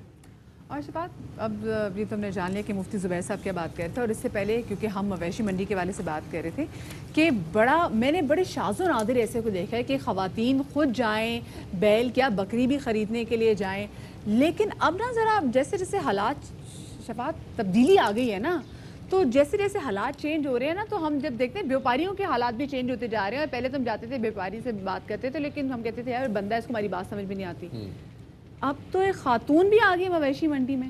اچھا جی، بڑی ینگ لڑکیاں جناب آئی ہیں اور وہ بڑے آرام سے بڑے بڑے جانور وہاں پر فروخت کر رہی ہیں، اور بیوپاریوں سے اور لوگوں سے ان کو بڑے صحیح طریقے کا جو بھاؤ تھا ہے نا وہ بھی کرنا آتا ہے. مطلب عمومی طور پہ تو ہمیں لگتا ہے نا کہ خواتین بیل سے ڈرتی ہیں. میں خواتین کی کیا مثال دوں؟ مجھے اپنی مثال میرے سامنے ہے کہ میری تو اپنی سانس رک جائے. شفاعت اگر کوئی مجھے جا کے بول دے کہ جی آپ نے قربانی کے جانور کو چارے کھلانا ہے, مجھے اس کے آئیڈیا مول کا نہیں پتا نا. I am not aware of it نا. اچھا ویسے مجھے لگتا ہے اگر یہ جو بیل ہے اگر یہ صرف لاڈ میں ہی آ کے ہلکی سی رسی یوں کھینچ دے تو یہ جنہوں نے رسی پکڑی ہوئی ہے تو شفاعت سامنے والی ایل سی ڈی تو ٹوٹ جائے گی جس طرح سے اڑ کے جائیں گے. جناب میرے خیال میں انٹروڈکشن کرائیں اپنے. بالکل جی, ہمارے ساتھ موجود ہے عائشہ جو کہ مویشی منڈی میں ہیں اور مویشی منڈی میں بڑے آرام سے جانور بیچیں. السلام علیکم عائشہ, ویلکم ٹو باخبر سویرا. وعلیکم السلام. عائشہ یہ تو بڑی ڈفرینٹ چیز ہے بھائی جو آپ کر رہی ہیں, کیسے؟ بس ایک شوق تھا, آج میں کامیاب ہو گئی اس کو پورا کرنے کے لیے کہ لڑکیاں بھی کر سکتی ہیں سب کچھ. بالکل اس میں کوئی کباہت تو نہیں ہے, لیکن ایک بندوں کی یس آپ نے اس انڈسٹری میں قدم کیسے رکھا؟ یہ جانور کیا آپ کے پاس پہلے سے تھا, آپ نے پالا ہے اس کو, کیسے گروم کیا اس کو؟ میں نے خود تو ٹیک کیئر نہیں کیا, بٹ میرے ساتھ جو ہوتے ہیں جتنے بھی ساتھ لوگ ہیں انہوں نے ٹیک کیئر کیا ہے پورا سال ان کو, اور ٹیک کیئر کرنے کے بعد ادھر لے کے آئے ہیں. بہت ان کے ناز نخرے ہیں کہ یہ کھائیں گے, ہم یہ کھائیں گے, لڑائی کرتے ہیں, کبھی مستیاں کرتے ہیں. مستیوں میں ڈر بھی لگتا ہے کہ ایک دوسرے کو مار نہ دیں, بھاگم دوڑی اس طریقے سے کرتے ہیں. مستیاں نہیں کرتی یہ بیل یہ بکرے؟ ویسے بتائیں آپ کے کیمپ میں کتنے جانور ہیں, کتنی بکریاں ہیں, کتنے بیل ہیں؟ بکریاں نہیں ہیں, بیل ہیں, گائے ہیں. عائشہ یہ آپ ساری خود آپ دیکھ رہی ہوتی ہیں؟ ہاں میں ان کے بھاؤ تو سارے آپ کر رہی ہوتی ہیں؟ جی میں کر رہی ہوں. مہنگے سے مہنگا کتنا بیل ہے؟ 550 تک ہے سب سے مہنگا. 5.5 لاکھ. 5.5 لاکھ کا. اچھا, اور جو ہمارے بجٹ میں کیسے آئے گا؟ آرام سے آ جائے گا, کوئی مسئلہ نہیں ہے. 1 لاکھ سے لے کے 550 تک ہے. 1 لاکھ تک تو جانور ویسے بھی جو نارمل ہے وہ مل جاتے ہیں. بہت ساری خواتین اس وقت اس لیے انٹرسٹڈ ہوں گی کیونکہ بہت سارے گھرانے ایسے ہیں جہاں پہ سارا بندوبست خواتین کے پاس ہے, اور یوزلی جو وہاں کے مرد حضرات ہیں وہ بیچارے اتنے مصروف ہوتے ہیں کہ ان کو ٹائم نہیں ملتا. تو ایسی خواتین تو بڑے مطلب ان کو تو بڑا سنہرا چانس ملا ہوگا. تو ابھی تو کوئی آئی ہے کہ صرف وومن اونلی گروپ آیا ہو کہ جی ہمیں اپنے لیے جانور چاہیے آپ کے؟ نہیں, ایسا ابھی تک تو کوئی بھی نہیں آیا کیونکہ ابھی نہیں. جی جی بالکل آ سکتے ہیں. ایک ایسی جگہ جو کہ جہاں پہ لٹرلی بندے ہی راج کر رہے ہیں, بندے ہی بیوپاری ہیں, تو جا کے آپ کو ان سے ڈیل کرنا ہے. خواتین جاتے ہوئے کتراتی ہیں, آپ نے وہاں جا کے اپنے مویشی آپ نے رکھے ہوئے, آپ وہاں پہ جانور بیچے, تو آپ کو ہچکچاہٹ نہیں ہوئی؟ نہیں بالکل بھی ہچکچاہٹ نہیں ہوئی. بالکل. میں پچھلے 3 سال سے اسٹرگل کر رہی ہوں, تو اب عادت ہو. ڈفرینٹ شوق نہیں عائشہ, مطلب وائی مجھے ہمیشہ سے شوق ہے کہ لڑکیاں ہر فیلڈ میں آگے بڑھ سکیں. I'm a biker, I'm a gym instructor, اچھا, تو I'm a interior designer, تو بہت سارے شعبے سے میں تعلق رکھتی ہوں. میری بہن کو چیز چھوڑیے, مجھے بتا دو, لکھ لیتے ہیں. بائکر ہیں آپ انسٹرکٹر ہیں, فٹنس انسٹرکٹر ہیں, اور آپ انٹیریئر ڈیزائنر بھی ہیں, اور ساتھ ہی آپ مویشی بھی پالتی ہیں. That's a versatility. یہ مطلب سمجھ بھی نہیں آ رہی. اچھا مجھے ایک اور بات بتائیے, یہ جب ہوتا ہے کوئی بندہ آتا ہے ذرا گھنا سا گاہک آتا ہے, وہ کہتا ہے جی جانور کے دانت چیک کرائیں, تو وہ اس کو اسٹائل میں پکڑ کے اس کے نا وہ داڑھ دکھائی جاتی ہے, دیکھیں جی 2 دانت دکھاتی ہوں, وہ آپ دکھا دیتی ہیں آرام سے. اور اگر بیل ایسے کبھی مائنڈ کر جائے, اگر آپ کو لگے یار یہ آج مائنڈ کر جائے گا, یا اس نے تو وہ اتنی زور سے بھاگتی ہے نا, پتہ چلتا. اچھا لوگوں کا ویسے رسپانس کیسے, کیونکہ آئی ایم شیور لوگوں نے پہلے نہیں دیکھا کہ خواتین بیوپاری بھی کوئی مارکیٹ میں موجود ہوں, لوگ کیسے رسپانس؟ وہ بہت سارے جب کوئی میڈیا والے آتے ہیں جیسے کہ یا کچھ بھی ہوتا ہے تو بہت سارا جھمگٹا بن جاتا ہے, بٹ نارملی سب ایک ساتھ بیٹھے ہوئے ہیں, باتیں کر رہے ہیں, ہنسی مذاق کر رہے ہیں, میں سب کے ساتھ گھل مل جاتی ہوں. میرا آپ کی بھی دوستی ہوگی باقی بیوپاریوں سے؟ کوئی کتنے جانور ابھی نکل گئے آپ کے؟ 13 to 14 جانور نکل چکے ہیں. اور آپ کتنے رہتے ہیں؟ اب ہیں میرے خیال میں 24. اب 24 آس پاس کے پڑوسی بیوپاری آپ سے جلس نہیں فیل کرتے کہ بھی سارے لوگ تو اسی کے پاس جاتے ہیں کیونکہ لڑکی آ گئی ہے؟ نہیں ایسا کچھ نہیں ہے, ان کے پاس بھی جاتے ہیں, جہاں پہ ان کو ریٹ صحیح ملتے ہیں وہ ادھر سے لے لیتے ہیں. اچھا, جو خواتین اس فیلڈ میں آنا چاہتی ہیں, بہت ساری خواتین ہیں ویسے, انفیکٹ ہمارے دیہاتوں میں تو سارے کا سارا جو باڑا ہے وہ خواتین ہی مینیج کرتی ہیں, تو وہ جو خواتین جو اس فیلڈ میں آنا چاہتی ہیں ان کو کیا کہیں, کوئی گائیڈنس, کوئی ٹپ دینا چاہیں گی؟ میں ان کو یہی بولنا چاہوں گی کہ وہ آگے بڑھیں اور ڈرے نہیں کسی سے بھی.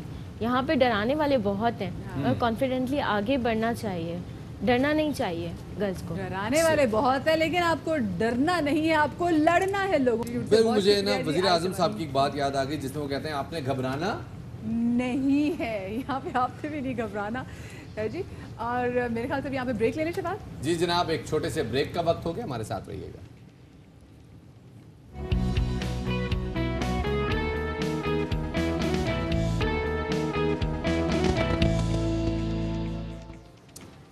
ब्रेक के बाद खुशामदीद कहते हैं जनाब आपको बाखबर सवेरा में। और अब आपको हमने सैर करा दी कराची की, हमने आपको सैर करा दी लाहौर की, हमने बात कर ली सियासत की। अब आपको लिए चलते हैं जनाब कहाँ, जनूबी वज़ीरिस्तान। जनूबी वज़ीरिस्तान से ताल्लुक़ रखने वाले आलमी रिकॉर्ड याफ्ता इरफान मासूद ने एक और आलमी रिकॉर्ड अपने नाम कर लिया है। बिल्कुल शफात, इरफान ने सिर्फ 1 मिनट में 100 पाउंड वजन के साथ 64 जंपिंग जैक्स लगाकर बरतानिया के पेरी रोल का रिकॉर्ड तोड़ दिया है। और जंपिंग जैक्स आप बगैर वेट के करना भी बड़ा मुश्किल होता है, और आप देखें उन्होंने कि अच्छे खासे वेट के साथ जंपिंग जैक्स लगाए हैं। और इस रिकॉर्ड की तस्दीक Guinness book of world record ने बाकायदा ईमेल के ज़रिए भी कर दी है। और इसी वाले से बात करने के लिए हमारे साथ खुद इरफान भी मौजूद हैं। इरफान महसूद को हम शामिल गुफ्तगू करेंगे। इरफान साहब, welcome to Bakhabar Savera and congratulations. आपने बड़ा एक ज़बरदस्त, बड़ा खौफनाक और बड़ा हैवी किस्म का रिकॉर्ड बनाया है। जरा अपने इस रिकॉर्ड के वाले से बताइएगा। अस्सलाम वालेकुम। वालेकुम अस्सलाम। जी ये रिकॉर्ड बरतानिया का था, एडिटोरियल का, 100 पाउंड वजन के साथ जंपिंग जैक्स किए। इसी के साथ 3 Guinness world record jumping jacks के जो वेट के साथ हैं, 100 पाउंड, 80 पाउंड और 7 पाउंड, ये तीनों रिकॉर्ड अभी मेरे साथ। अच्छा इरफान साहब, एक मेरी बात सुने, मतलब आपने रिकॉर्ड बनाया है, Guinness book of world record ने ईमेल भी कर दी, हम इतने खुश हैं, हमारे मुंह पे मुस्कुराहट है, आप क्यों नहीं मुस्कुरा रहे? आप इतने क्यों सीरियस बैठे हैं? खुश नहीं है, ये देखें ना, मतलब पता चले आप खुश हैं, एंजॉय कर रहे हैं आप इसको। अब इरफान साहब मुझे पहले ये बताइएगा, क्या फिटनेस रूटीन है आपकी, और मार्शल आर्ट्स में और फिटनेस में आपका इंटरेस्ट कैसे डेवलप हुआ? मार्शल आर्ट्स मैंने 2005 में स्टार्ट की थी, और पहले जो गिनीज रिकॉर्ड था ये 2016 में मैंने अटेम्प्ट किया था। अच्छा। तो फिटनेस ये थी कि एक रिकॉर्ड के लिए 3 महीने, 4 महीने, 5 महीने, कभी कभी 1 साल हमें वर्कआउट करना पड़ता है, उसके बाद जाके रिकॉर्ड हम अटेम्प्ट करते हैं। इरफान, वज़ीरिस्तान में बड़ा टैलेंट है मार्शल आर्ट्स के हवाले से, और फिज़िकली भी उनकी फ़िटनेस लेवल भी जो है वो बाकी लोगों के मुकाबले में बड़ी बेहतर होती है। आपको कोई कुछ दुश्वारी का सामना तो नहीं करना पड़ा अपने टैलेंट को प्रमोट करने के हवाले से?